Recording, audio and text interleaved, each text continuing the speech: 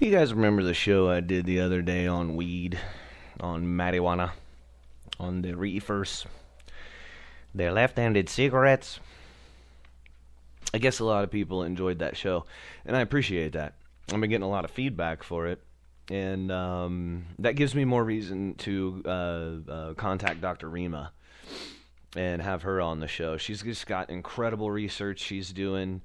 They use it as a cancer treatment, and I'd rather her kind of speak on all of that. But you know, the medical aspects, the recreational aspects, the all of it, all of it. I like to get into all of that. I also let everybody know that at the age of 15, I was the youngest registered candidate for drug and alcohol rehab counseling in the state of Ohio. I was 15 years old, and I did individual, couples, and group counseling. And I understand the jargon very well of AA, NA, Anon, believe it or not. All of it. And I tried to help people. I got out of the industry because I saw that the rehab industry was, they weren't trying to help, man. They were trying to get money, and if you didn't have rich people's insurance, you were done. They were basically saying you're going to die, I hated it. If I ever get rich, I'm going to start my own rehab where we can actually help folks, and do it in a do it in a way that actually makes sense with our bodies and our spirits, and make some sense out of the damn situation. So I'm glad you guys enjoyed that show, and I'll do another one. Maybe I'll do it this week. I don't know. We'll get it all squared away, and maybe I'll bring a little bit more accredited information for you guys to look up and research as well. For the people who have never smoked pot, for the people who are anti-pot, you're really the people I want to talk to. There are many people that feel the way that you do, and I want to address some common misconceptions. One of the stories that I didn't that I started to tell was I had two friends growing up that both they got Hodgkin's lymphoma cancer. And I'm not sure how we knew at a young age, but we knew that if they smoked weed, it would help. It would give them the munchies. It would give them an appetite. To make a long story short, we snuck into my friend's room. We smoked some weed with him, and his mom got to hear him say that he was hungry, and it was the first time he had said that in 3 months. Now, I was surprised that he was that skinny and he was still alive. He was skinny when he got cancer, and then for 3 months he basically didn't eat, and he got chemoed and radiated, and it was just amazing to see somebody could still be alive and be that thin. I mean, it was out of a commercial for feeding, starving people. It was crazy to see as a kid. You can't really prepare yourself for something like that. Well, all of us carry cannabinoids in our body naturally. It's a natural chemical. It's in many things. And cannabinoids are at a high level in marijuana, and you can grow marijuana that doesn't have THC in it. THC is the feelings of euphoria. It's what gets you high. It also works as an antifreeze for the plant. That's why they called it a weed. They were like, man, it won't die. Well, it's a hardy plant because the THC is freaking magical. It works as an antifreeze, and it keeps the plant alive.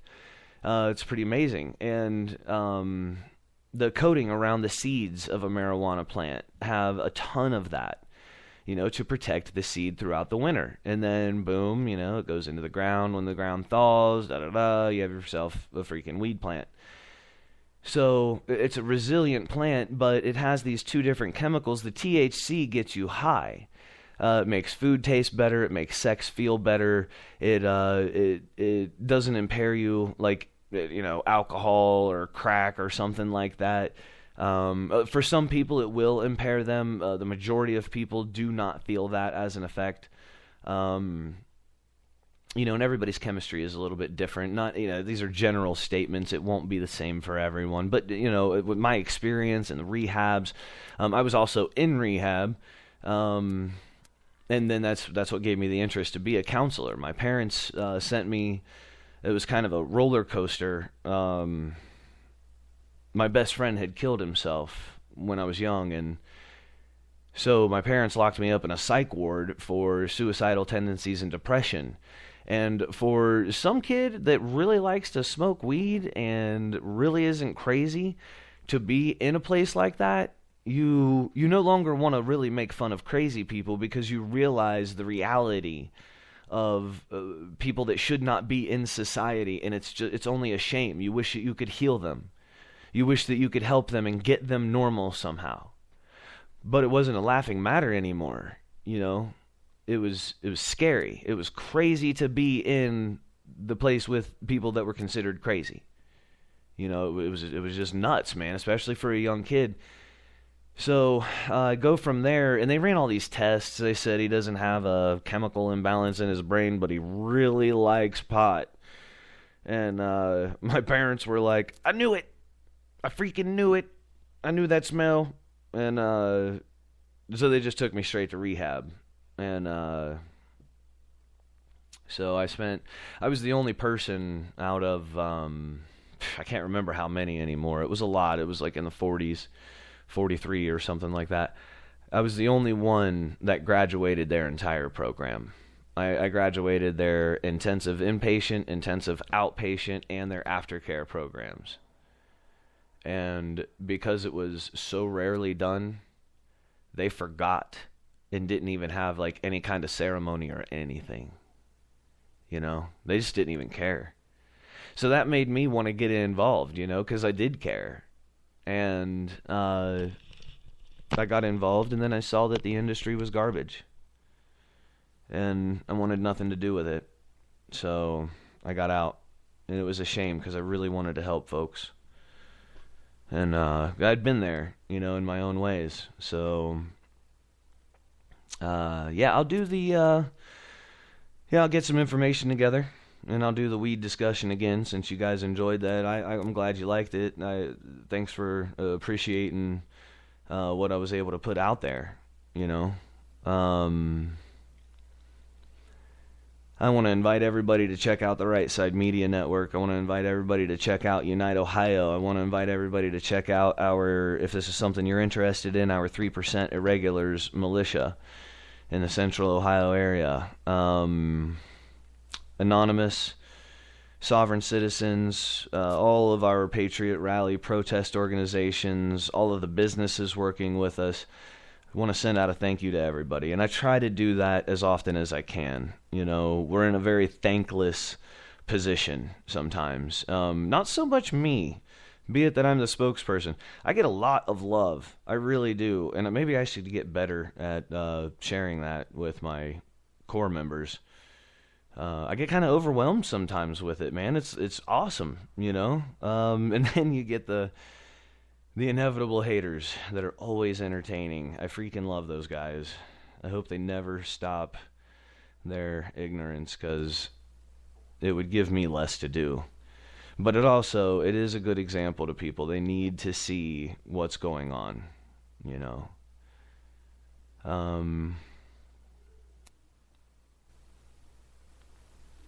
Let's see. I'm trying to check a little bit of the headlines. The Ferguson fallout has kind of seen where people are coming together and becoming a bit more organized. We want to help. Unite Ohio wants to help, but as effective as we can be in helping people organize and things, there's another group out there that will officially release their start on January 1st. And they're called the Solutions Institute. If you are a rally protest organization, if you are a militia, if you are any community action group that just, could use some consultation, see what other ideas are out there. You talk to one militia, he's like, yeah, we go to all the gun stores and gun shows. That's wise for the militia. So we implore our militia to go to every single one of those that they can to hold their events. And that's a niche for their groups.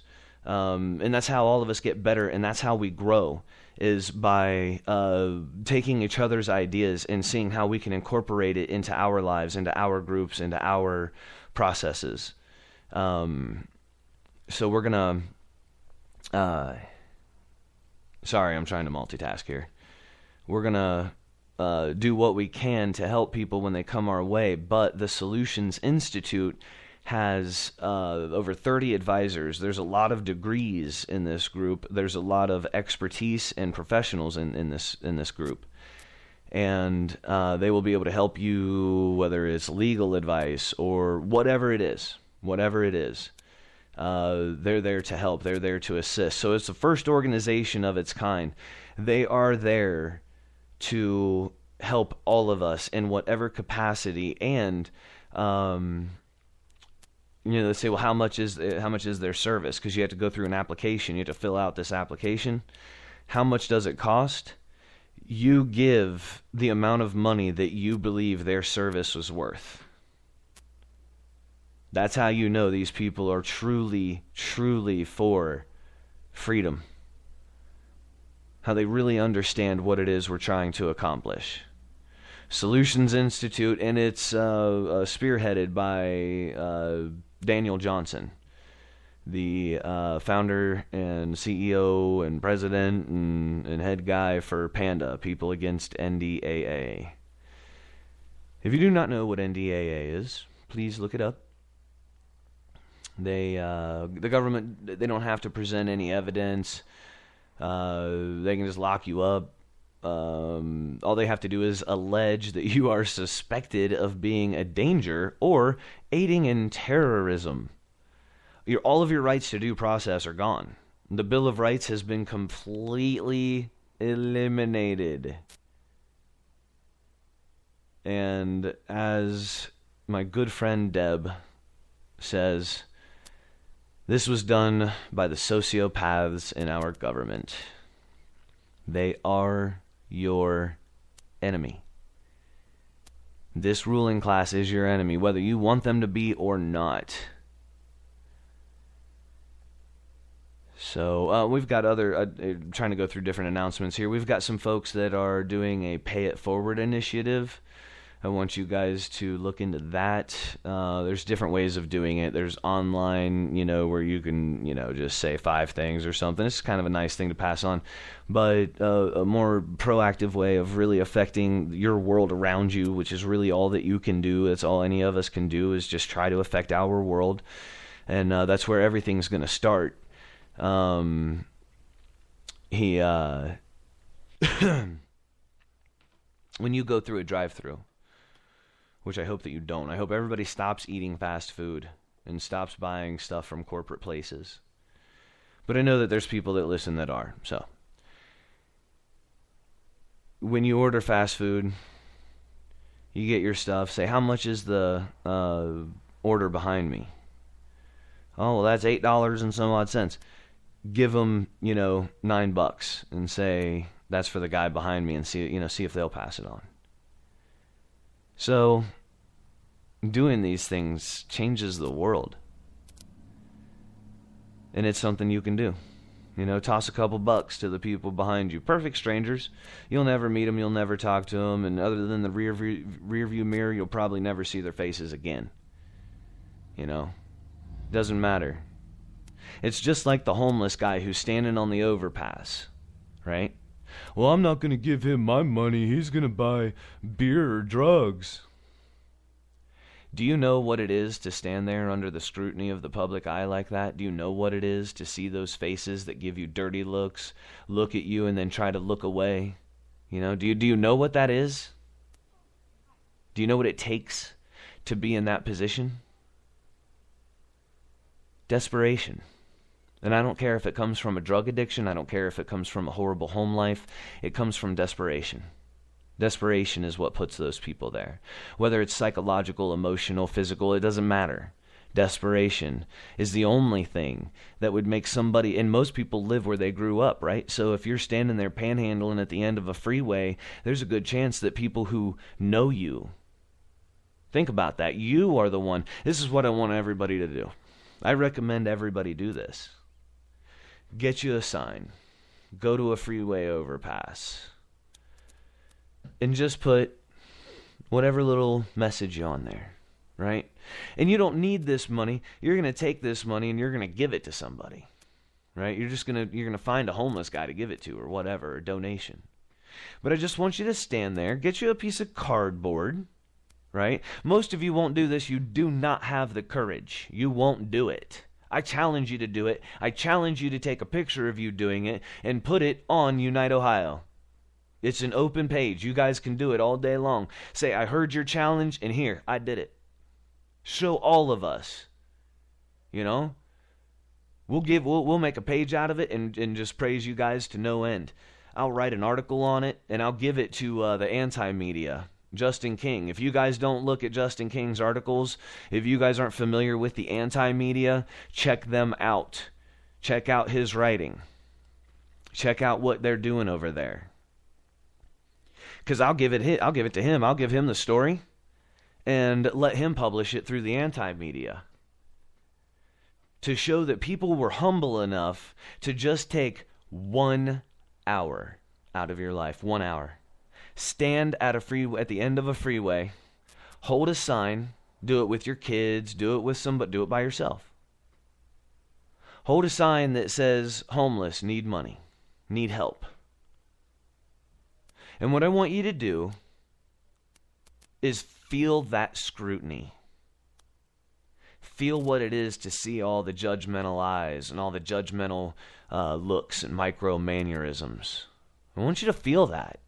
Because once you know what that's like, maybe you will soften your heart towards somebody standing there. Now that is kind of the idealistic view of how I view those folks. I don't care what put them there. I don't care if it was a drug addiction. I'm going to give them, a couple bucks, whatever I got in my pocket to help them out, And whatever they do with it is on them.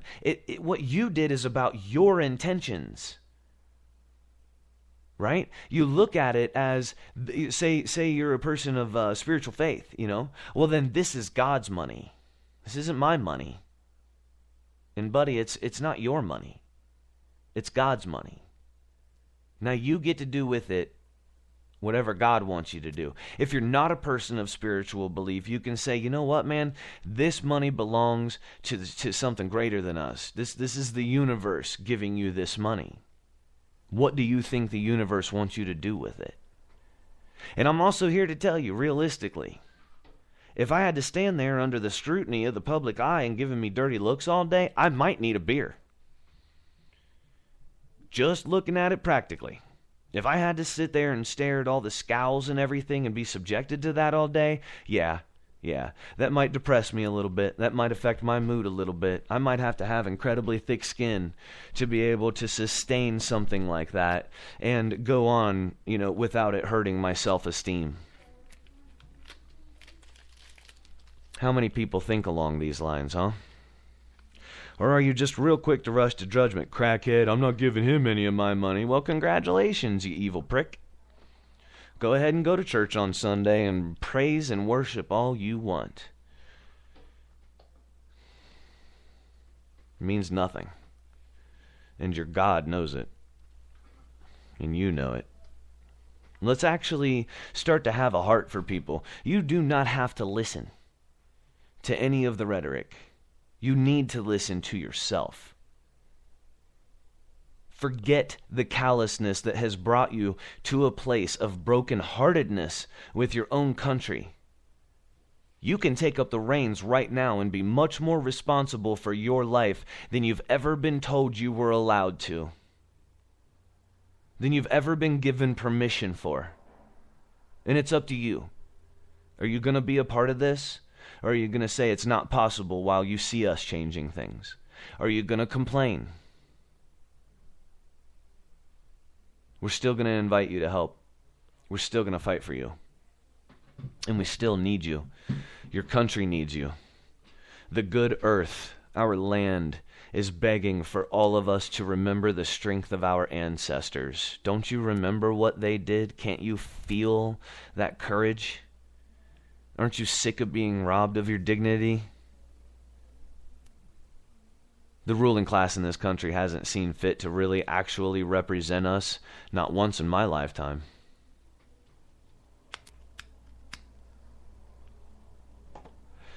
It's not that we want or desire, we need and we demand laws that make sense, laws that are actually written by somebody who knows what it is to bust their ass at a blue-collar job for at least 40 hours a week. Those are the people I want making my laws. You know, can we go back to the Greek democracy? Would that be okay? The worst rulers at the end of the year, or by the next when you come up on the next election cycle, the worst leaders, cast them into exile. We got a big old desert here in the U.S. It's in the West, right? And if they make it for 11 years out there in the desert, then they can come back and enjoy Taco Bell and McDonald's and Walmart and all that. And hopefully they're not here anymore, but, you know, they can enjoy all of the ridiculous freedoms that we have. That's what I think. I mean, look at how extreme we are treated, you know? Look at the standard that you and I are held to, but the ruling class isn't, you know? Have you seen how many businesses your Congress and Senate have bankrupted? Have you seen how many laws they have broken? Do you know how much they get paid from the time they get elected for the rest of their lives? Are you aware that they never have to pay for their medical care again? That you are paying for it while these people tell us that we are taking handouts, for God's sakes? And they get the best medical care because a long time ago, our ruling class decided that they were much more important than all of us, and they needed to have the best. That's why they make a minimum of $325,000 annually.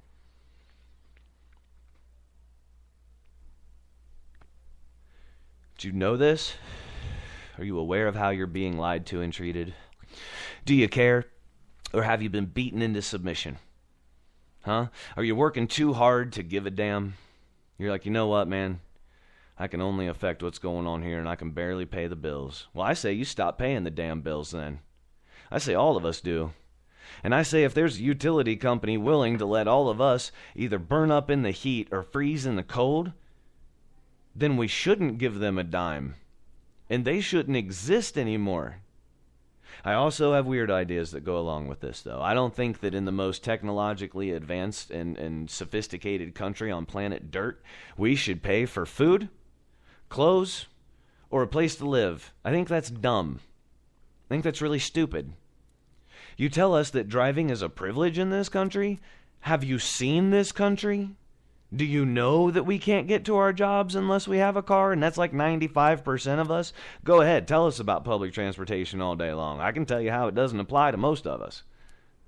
And do you want to take public transportation? Raise your hand if you want to take public transportation. You know, there's one of you, and you're on the bus right now. That's not fair. Come on, people. Let's get it back. Let's get the punk country back. Let's act like we have some sense. Let's act like we have some self-worth. Let's act like we're not willing to squander the country, right? Let's get it together. Let's show our worth. That's what I say. I'm going to touch on a couple more things. I should have a more structured show tomorrow. I got a couple of things coming up that I know a lot of people are interested in. I just don't want to release it yet until I'm 100%, going on it. But we do have the weed discussion, and I am going to talk to Dr. Rima about coming on. She's a world-renowned doctor, I mean, that's crazy. I'll be able to talk to her. She's seriously one of my heroes, so if you guys hear me get nervous, you're allowed to totally make fun of me because I am intimidated by that woman. I love that woman. I think she's like the greatest thing, man. I really do. So she's one of my heroes. I really look up to her. I think she's amazing. So I'll probably stutter, Common Core. We have Common Core is affecting all of us, and there's a video that I have downstairs that I'm going to watch tonight. So Common Core will probably be the subject tomorrow. Now, what I want to leave you guys with as far as Common Core is concerned, What they have instituted, not in every school, obviously, or we'd all be flipping out, but what they've instituted in some public schools is they have heart monitors hooked up to the kids. And then they have them go through this Common Core curricula. And it says things like a mom and a mom can raise a family, and that's normal and okay. And if the child's heart rate goes up, then the school contacts Children Protective Services to come in for counseling because you are raising you're an unfit parent because you're raising a child with extremist views and prejudice. That's where Obamacare comes in. All of this socialist doctrine is all tied into each other. So Common Core starts the process to see who's going to be a good socialist. And then Obamacare comes in with Children Protective Services. They take and kidnap the kids out of the home, like we've seen with so many millions of parents.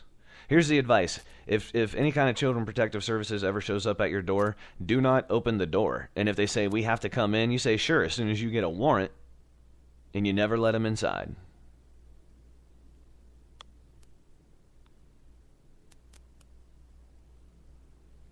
I want to know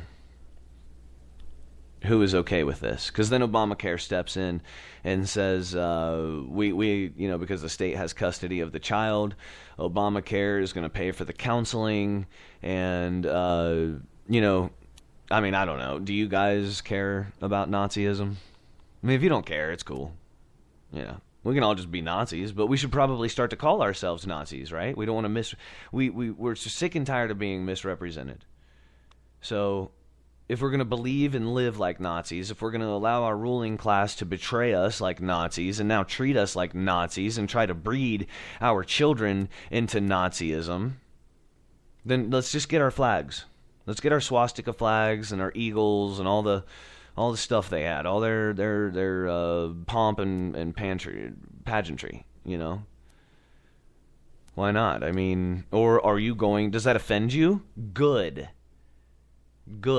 It should offend you. You should be offended. Now, what are you going to do about it? Because it's time. And that is the difference. It's time. Time has called on us to do this. To adapt our methodology and construct new ways to live in our own land with our own countrymen and women. What do you say? What do you think? Let us know. Right Side Media Network. This is Diametric Opposition. We want you to help support small businesses like ours, the Right Side Media Network here. The next show is our heavily tattooed biker buddy, Tyler Durden. He's going to get down and get nerdy with you just for a little bit, and then he's got to get back to working on Harleys and things. Don't bug him. If you call, be nice. It's a large man. He doesn't sound like it. I know, it's deceiving. They used to call him Tank.